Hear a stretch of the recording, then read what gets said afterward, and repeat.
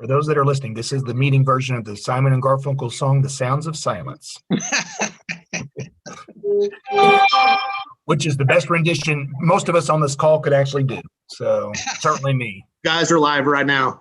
Oh, there we go, Scott. There we go. No singing tonight. Good. Candy, you want to take it? Eddie's still on mute. Yeah. She's muted. Yeah. Unmute Candy, yourself. Candy, would you There like to you go. unmute? There she is. Okay, at this time, we'll call the meeting to order. And if you remember, Marcia will take the roll and you can indicate you are present by simply saying present. Marcia? Thank you. Mr. Whitus, Present. Mr. Parrish, Present. Mr. McCauley, Present. Mr. Harris, Present. Mrs. Wolf, Present. Mr. Brown, Present. Mrs. Sullinger. Present. Madam Chairperson, you have a quorum. Good. Thank you, Marcia. At this time, do I have a motion for an approval of the February Park Board minutes? Scott will make the motion to approve. I'll second it. I'm sorry, the person that seconded, would you state your name, please? Julie? Julie who? Oh, get out of here. Thank you, Marcia. Okay, Do we have a second? Or was Yes, that the second? That was That the is- second. Okay. Thank you. All in favor? Say, raise your hand. I can't see everybody at the same time. It looks like it's unanimous. Thank you. Yep. Okay, at this time, we'll go over the part financials. Cindy, is that you? Yes, ma'am. So thank you all for being here tonight. And Micah has joined us, so we're glad to see her. And I think Brian is sharing the financials for January. So the last couple of months, I've given a pretty extensive financial report because it was the end of the year. So I'll just kind of hit the highlights on this one because this is, if you notice, the report is only 1 month. So as of January 31st, one area that I'll highlight is the Recplex. So it looks like our revenues are down just a little bit, but our expenses are down nearly $8,000 or $9,000. And so Marcia did some looking into that, and it looks like last year they did a transfer to the internal service fund. So that's why we're down. We're really probably on par with what we did last year. So we transferred money in internal service fund that we're able to use for projects, especially since we don't have any capital dollars this year. Another area I'd like to highlight is the campground. Chad, our campground manager, is present on this call, so we're excited to have him as part of the meeting, and Brian are going to give an extensive report about the campground. But just to, not to steal their thunder, but we had a great January. So you can see we're really up compared to last year at this time. And so certainly that was pre-COVID, so that's great. Another area I'd like to focus on is special events. So you can see we're quite a bit down in revenue and expenditures from last year. So that really has to do with not hosting the father-daughter dance. But we did host the mother-son event, which Micah was there. And so that's the revenue that you see in that cost center. And lastly, I'd just like to comment on the youth sports really in totality. If you look at the totals of the total ball programs, we're down in expenditures from 12,000 last year to 10,000, and we're up in revenues. So I really like to give a lot of credit for that to some of our recreation folks, Brian and Sarah and Josh. They have been doing a lot of the officiating themselves. 2 reasons: to save money, for sure. It helps us save money, but also we've struggled with officials mightily. And so a lot of our officials, because of COVID, high school games, I'm sure Scott could attest to this, have been rescheduled. And so there's not really a normal for referees. So they get called all the time. They choose to do those games over our games as there's more money involved in that. So Josh and Sarah and Brian have been doing a lot of officiating themselves. So that has really, helped us financially during this time. So I think, Candy, at this point, that's really, I'd be happy to entertain any questions. Are there any questions for Cindy? I have one, Cindy. On the officials, would it be possible in the future to, when participants sign up, that parents could be asked to volunteer officiate a game or two, or as a line judge? So that's an interesting concept. Brian, I don't know if you want to respond to that. I mean, certainly we could do that at the younger age. It's not something I would recommend at older ages, but Brian, you've refereed a lot of games. I'll defer to you. Yeah, it's great in theory, but the issue there is the lack of training that some of those folks may or may not have. And believe it or not, sometimes doing the younger kids is actually harder than the older kids. And it's just best to try to have as many trained professionals as possible. One of the great things that Josh does, and also Sarah, is we try to get some younger high school kids involved, and we pair them up as much as we can with an adult to do some training. The issue this year, as Cindy mentioned, is many of the high school games have been moved around, which has caused us some issues. And also, what's happened is by having that less of demand, even though we have a big supply, the main issue comes in to where other places are raising their fees. So typically, let's just say an official was getting $20 a game, they'll say, yeah, I'll come do it for 30. And other people are making those kinds of arrangements. And from a budgetary standpoint, we just can't do that. So it's hard for us to compete. So long-term, what we're going to have to do is look at our budget and see if we can get that number to where it possibly should be. So therefore we can recruit a better pool of officials. And something and I don't know if this is even feasible, because I do know, and Cindy, you are dead on right about the officials, in the games that I went and did, and this is nothing against these young men or women, but they were officials doing games at the high school level that they might not have been quite ready for, but simply they had to.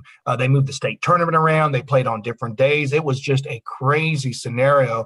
And I do know from talking to some of the officials and from the association that they are definitely low on officials. And it might, I don't know if this is something that could even be feasible, but at some point, I think it might be beneficial not only to our park board, but maybe to others to even look at some sort of arrangement with the officials association and see if we could work on a training situation, because I know they need officials at those games.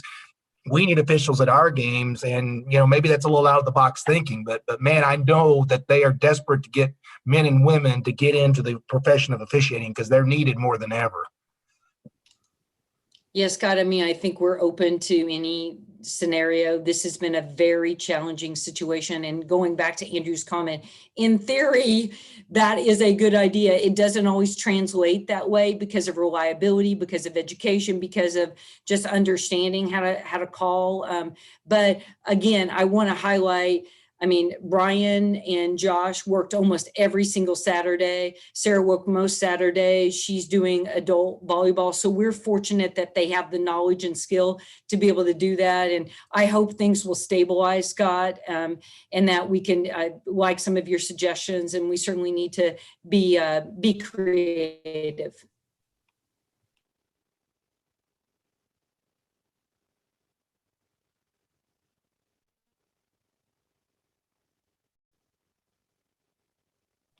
Hey, Candy, I think you're on mute.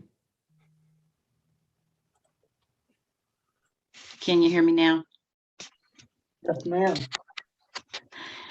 Would you like to introduce our special guest I didn't know if Brian or Chad was going first. You can handle that for the Well, campground update.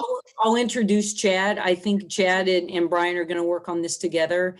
And we're really excited to have Chad Glaser here today. He's been our campground manager for the last 2 years.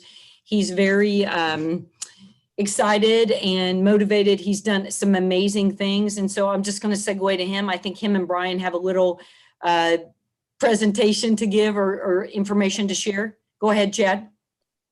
Hello, everyone. Thanks for having me here tonight. I'm very excited to be able to share this information. And I think tonight you all will walk away very, very excited on the progress we're making down here at the campground. If you look at the page right now on our occupancy, I think the big number that will jump out to you guys is the 29.9% and the 28.7% in 2021 for January and February. Obviously in 2020, we didn't have COVID or any issues, and we were up from 2019. So we've been growing, but to see the growth this year is phenomenal. It really is. And, you know, I think we can attribute that to a lot of different factors. I think the improvements we made at the park, the marketing email blasts we're doing on Facebook and with our ResNexus software. And also, you know, people are wanting to get out, and we actually had a pretty good winter. It was not that bad. And we encouraged locals to come and camp. You know, what do we say, locals? Springfield, even Branson residents came and camped at the campground. And we really pushed that. That really helped our numbers. If you look at the yellow, we kind of have some projections. You know, you may think that they may be a little low compared to 2019, but we'll kind of discuss why that could be. But overall, we're looking at a 61.9% occupancy rate. You know, that's a 4% increase from 2019, which was a record-breaking year for us.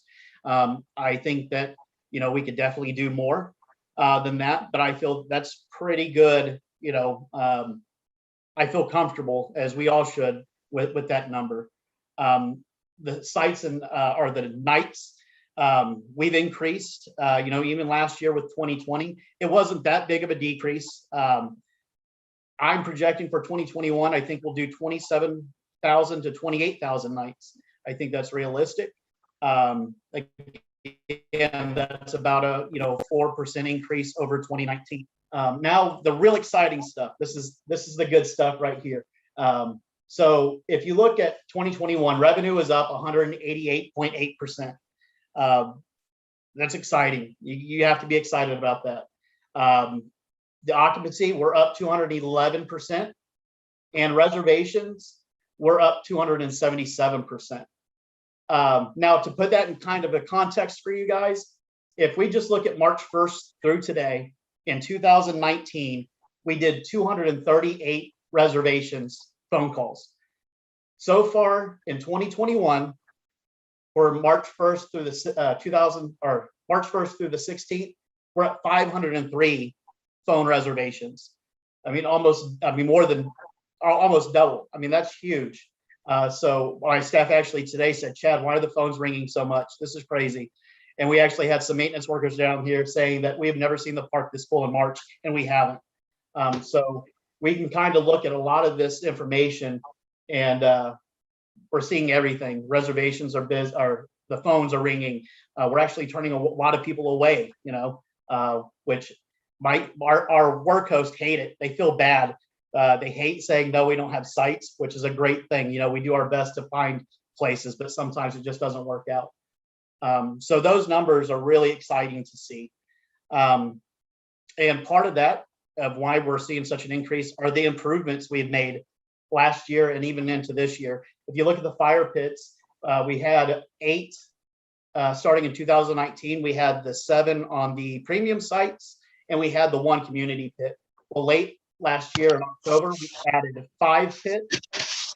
And then this year, at the beginning of March, we added 3 more. With that, we started selling firewood for our retail. And since October 1st, since we introduced the fire pits, we've sold 119 bundles of wood. And as of a few days ago, we had pre-sold 21 bundles. So that's really good with that firewood. And with that firewood initiative that we have, Jim Cartwright actually kind of set that up to where we're reclaiming down trees or limbs that we've trimmed. So we're definitely recycling. We're doing our part, as a lot of people in Branson, love to recycle. And with us being the Parks Department, we should be doing that. And it's the campers traditionally like to recycle. So they really like that idea. Our wood may be ugly, but it's for a good reason. We've also stayed picnic tables, the first 2 rows, the lakefront, and then the middle row. We've stained all of those. It's added an update look and also a sense of increased value to our guests, which it needed to be done, and it does. It looks phenomenal. If you're ever in the campground, you'll definitely see that they look like new tables. The propane tank, it's set, and we should be operational in a couple weeks. And we had a great response from our Facebook postings. A lot of guests love it. It's going to be easy for them. They don't have to go anywhere anymore. And that's going to be a huge retail thing for us. Online sales, we are transitioning to online retail for ice, mugs, firewood, and other retail items. Last year, whenever COVID hit, we kind of lost that part of our revenue with retail. So we had to be innovative this year. And ResNexus and our website kind of worked together as far as creating a retail avenue. So we're excited about that. It's done really well so far. We continue to have top performing campground web presence in the area. On our website for our reservations, we actually average 182 visits per day. Back in 2019, it was 75. So we're growing our web presence too. So people are actually going to our page, beginning to make reservations, either completing them or calling us. And those are really good numbers. So with 2021, last year our concern was COVID. This year, and the camping world, it is going to be rising gas prices. That's something that we're going to have to deal with, but we've already planned to combat that. Like last year with COVID, we right away turned our marketing to outdoors, and that really helped us. So this year, we know gas prices are going to be high. We're targeting people within 300 to 500 miles.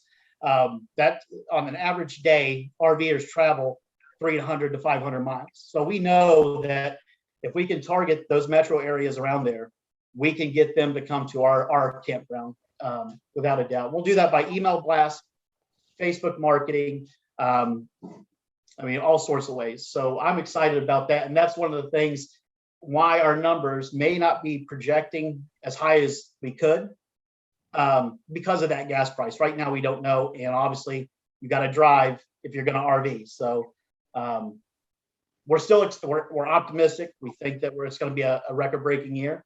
But we do have a plan in place to make sure we're successful. And that's all I have. Any questions? Yeah, Chad, on the marketing side, where is the information posted? I don't know if you follow Branson Buzz. It's a Facebook group, but there was something on there the other day. Somebody was wanting to know who owned the RV park downtown. And somebody directed them to the Branson website. So I'm wondering how it was not found in the first place, but that could just be me not reading something correctly. Yeah, we get that. I grew up in the area, and I didn't know that the city owned this campground growing up. But also I'm not an RVer. So, with that, I think we're doing a better job. We're always informing people, and now that we're focusing more on social media, and we're reaching more and more people in the area. As far as like Branson Buzz, I don't really get on there. I try to stick to the city websites, and then my personal website. I try to reach out to people like that. So I'm sure there's a good way out there to get more people involved and aware of the campground. We're always open to ideas. Yeah, hey, I'll chime in too, Chad. Good Sam's is one of the areas that, because we're a Good Sam's member, Andrew, a lot of people find us through Good Sam's. But if you just do a Google search, we're one of the top searches that come up. So, I mean, that's a really important part of our marketing. And also Chad has done a tremendous job with our Facebook. So definitely want to always find ways to better market things and open to new ideas. But I think Good Sam's is something you didn't mention, Chad, that I wanted to chime in about. I got a quick question too. Chad, do you think with the fact that gas prices are going up, do you think there may be a potential for maybe even longer stays from some of the campers that come to the campground instead of taking a 3-day trip? Maybe they take a 5 or 6 day trip? I think so. Yeah, definitely. I think that families want more and more out of their dollar. And Branson, we're fortunate. I mean, everyone knows Branson's centrally located. My background, I come from aviation. I worked at the Branson Airport, and we always focused on certain markets because it was cheaper to come to Branson from Atlanta, from Dallas, Des Moines, Oklahoma City, all those places, because people wanted to spend money on their vacation. They didn't want to spend it on travel. So I think, yes, I think there's a great possibility people will extend their stay, and we're already seeing it. I can pull some reports and kind of get an idea of our length of stay. But yeah, one thing that Brian and we actually talked about, we have more monthlies. More people are coming and staying for a month than ever before. And I think that's a big reason why our January and February numbers were so good, because people wanted to stay longer. Branson, it's an inexpensive place to visit. There's so much to do. There's a lot of free things too. So yeah, I think you're right. I think you're going to see longer stays. See, Chad, I have a question. Yes, with all of the increased numbers that you're looking at, do you anticipate having any maintenance issues that are going to crop up sooner than normal, but just strictly because you have so many people using maybe the shower house, the restrooms, the asphalt areas around, the gravel, et cetera, et cetera? I don't think so. And the reason why is I'm part of my background is maintenance and facilities management. And I think that I've kind of watched through the year on kind of, having a preventative maintenance down here, but Jim and his guys, they do a phenomenal job with preventative maintenance. I think if you look at the expenses, even though we've gone up in revenue, our expenses and everything are staying down. I think it's just, I'm able to focus more on those small little issues to keep things going. So is Jim and his guys. It really is a team effort down here for us to be successful. And it's just everything that we do with that in mind of making sure we can last and not spend additional monies. Right. Thanks. Yep.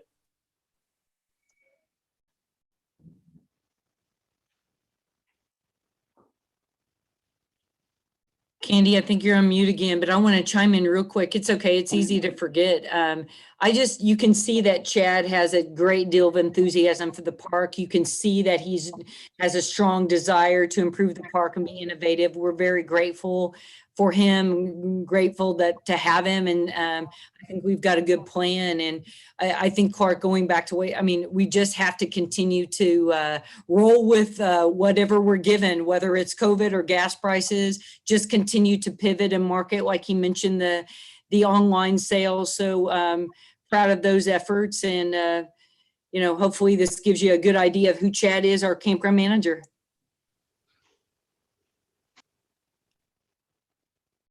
Yeah, I'd say he's pretty good. I was that close to renting a space that I never owned an RV. So that's good work. Good work. Great job, Chad. Thank you so much. It's been a pleasure. It's awesome. Andy, you're on mute again. Rats. I just wanted to echo what Cindy said. She had told me you were excited about your job. I didn't realize how excited and passionate you were about your job. So thank you for being here. Thank you. I appreciate it. It's my pleasure. Okay. If there are no further questions, Cindy, will you update us on the scholarship expanded opportunities, please? Yeah, thank you, Candy. This is the scholarship opportunities is something that's kind of near and dear to our hearts in Park and Rec. And all those years ago, some of you have been on the board for a long time. Remember Jeff Justice always talking about this and a big thing. And so we've been able to get Skaggs Legacy Foundation grants several years now. And so that helps us offset the cost of providing these scholarships. And so 2020 2020, we received a Skaggs Legacy grant for our scholarships. I think it was around $4,500. So we were not able to use all those dollars because of COVID. So we saw a decline in some of our participation and also people signing up individually. So we asked for an extension of those dollars, which they, graciously allowed. So we're able to continue to use those dollars for 2021. And in the meantime, we have made some changes. We have created a new online scholarship form that allows people to for a more streamlined effort in signing up online. So we hope people find it easier to use because we don't have as many people coming in our building. And so the other thing we've done is extend scholarships into other opportunities. So we've always focused on youth sports because that's kind of been our main thing to allow scholarships for, whether it's soccer or baseball or basketball. But as I mentioned, pivoting to some other areas, we are offering scholarships for our day camp program this summer. We're offering scholarships for swim lessons and archery. So we just want to make sure those monies are utilized and we give more opportunities. So, we're excited about that. If you go under our website, which is bransonparksandrecreation.com, and you click under About Us, that's where you find scholarship information. And so we hope we've made it easier for people to utilize, and hopefully even more people will be signing up. So throw it out to any questions, Candy. And that's kind of what, when I say scholarship opportunities expanded, that's what we've done. I had a quick question, and I guess it might be for kind of Cindy and Chad. I was wondering, do all the scholarships come from Skaggs, or do some of them come out of the park funds? Sure. So both. In the past, David, we've always had scholarship opportunities since the Parks and Recreation has been around. We've never not provided opportunities for people that need financial help, but it was a more formalized program and providing funding to offset that. Okay, I mean, I was wondering if maybe kind of for Chad too, I mean, I don't know how it would appeal to the potential campers if maybe a way of marketing it would also be a sort of way of framing that the campground gives to the community. I mean, because if those funds are sort of being used by the park, then it kind of gives people a sort of an extra motivation for camping at that particular location rather than maybe somewhere else. I mean, I don't know. I mean, it may be trying to tap into people's, benevolence or sort of community spirit or something.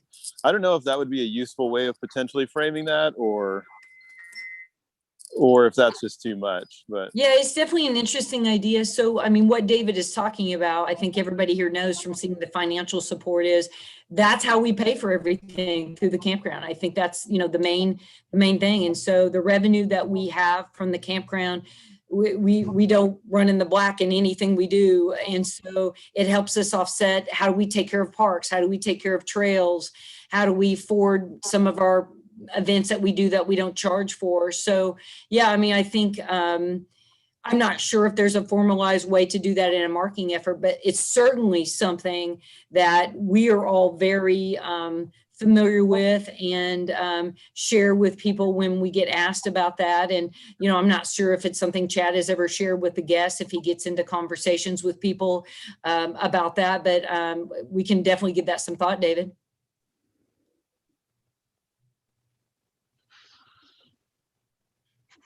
Any other questions about the scholarship opportunity that anyone might have?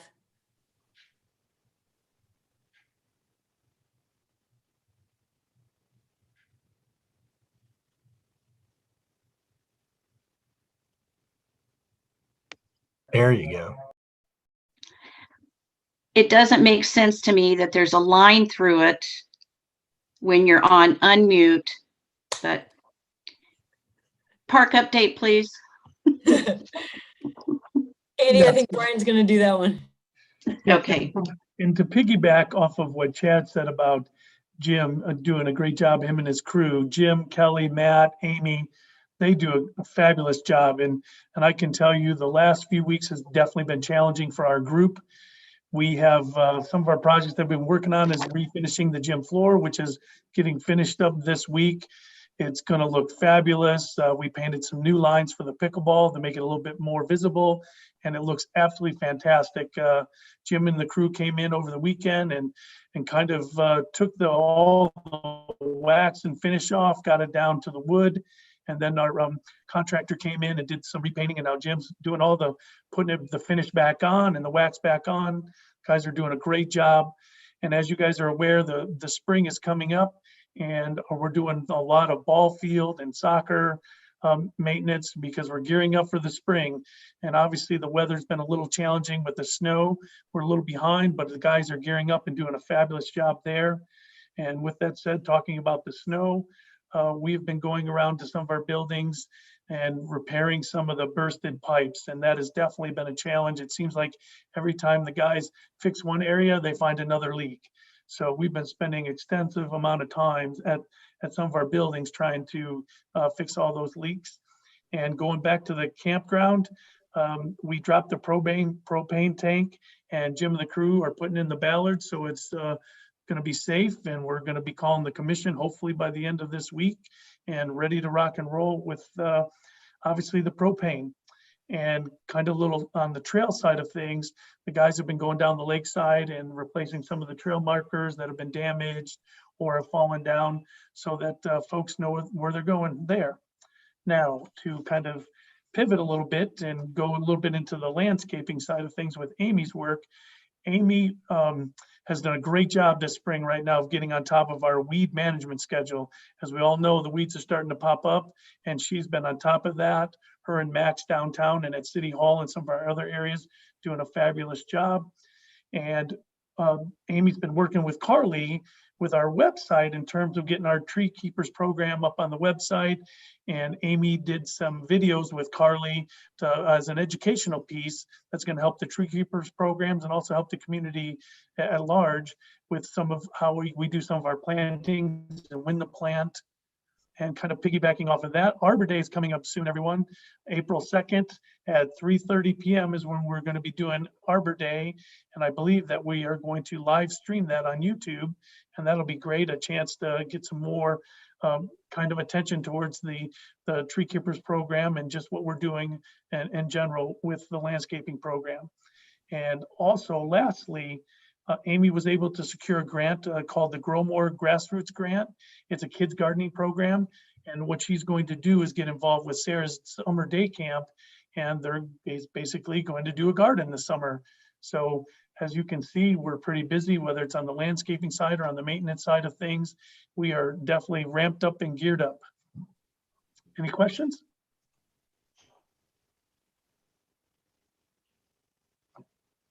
Thank you. Thank you, Brian. That would lead us right into programs and special event updates. And Cindy, speaking of special events, aren't you making an appearance on the local news tomorrow morning? Yes. KY3 called this morning, gave me 15 minutes warning, and I met him out at Lakeside Forest. And so that will be on the morning show. So be able to kind of advertise that park. I know a lot of you go out there. A lot of people are using that. So appreciate all the comments that Brian made.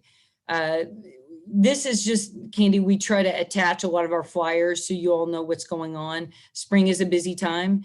We're into soccer already. And so, I mean, what did winter last for like a week and it was freezing, but now spring is here. And so we've got soccer going on. I think our games start at the end of March. We've also are signing up for youth baseball and t-ball. And we've got some archery clinics coming up soon in the newly refurbished gym that Brian was talking about, Easter egg hunt. So if you know, that was not an event that happened last year. So we're excited about that. We're still teaming with 2 local churches to help host that event out here at the Recplex on April 3rd, I believe at 9 a.m. So we try to do that so it's not conflicting with the big Hollister Easter egg hunt that's so popular. We've also got another church reaching out to us potentially about even another hunt. And lastly, if you have a dog, and Candy used to like to tease me about this because I used to always put my dog on the cover of everything. So we're having a doggy Easter egg hunt. And this was an event we tried to do last year and canceled because of COVID. So we're teaming with Shepherd the Hills Humane Society to do that event. Don't know how it's going to go. Hopefully it'll be popular, but it'll be kind of a new thing. So a lot going on. Cindy, when It's free too. when is the doggy Easter egg hunt? So it's the same day as the it's April 3rd, which is the Saturday before Easter. The doggy Easter egg hunt is at Stockstill Park, and I believe I think it's at 1. I think it's at 1 o'clock. And so we have the kiddo Easter egg hunt out here that morning at the Recplex. So opportunity for a lot of egg hunts all the way around. That sounds good. Are there any members' reports? It doesn't sound like it. Looks like Jamie waving. Jamie, go ahead, Jamie. Jamie, you're on mute. Sorry about that. I had a candyism right there. I left my mute button on. So for all of you that don't get a chance to tune in to the Board of Aldermen meeting, it was our privilege to award the Parks Department's very own Carly with the Employee of the Month Award for March. So if you get a chance to see Carly, just congratulate her. But she was the recipient of the Service and Excellence Employee of the Month Award for March. Oh, That's good to hear. At this time, I would entertain a motion to adjourn the meeting. So move, Scott. Do I have a second? Second, Andrew will Jamie. second it. Okay, Marcia, will you call for the vote? Would that be the easiest thing to do? Yes, ma'am. Candy Sillinger, Aye. Andrew Brown, Julie Wolf, Aye. David Parrish, Aye. Micah Farley, Aye. and I think we lost Clark. So we have, the motion's carried. Meeting adjourned, Madam. Bye, guys. See y'all. Thank you guys for tuning in. Good